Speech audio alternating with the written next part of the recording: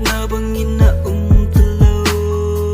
kana kipara penzong tu ami thilo na ita olul hinang song long long ta tar kana loading nai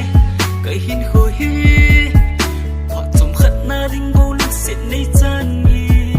ka tho zo bo ya tho ha vale min hilon na ding bep luk sit nei chan hi na lung sit lo na lung sit sang hi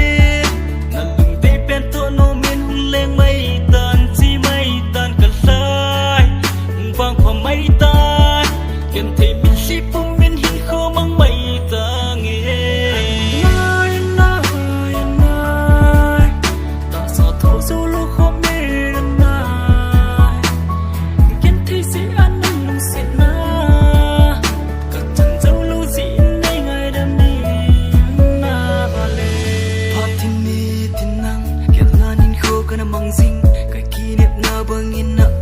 talo kai lung sit na cheng hi mo in mang de ponte chulupin na pa singi ka silung laya nganai kai hin ho hi pha chom khat na ding go luk sit nei chan hi ka tho zo bo ya tho ha vale min hilon na ding bep sit nei chan hi na lung sit lo na lung sit sangin na lung tay pen to no min hung leng mai tan chi mai tan ka lai hung vang pha mai tan ken thei mit si pum min hin kho mang mai tan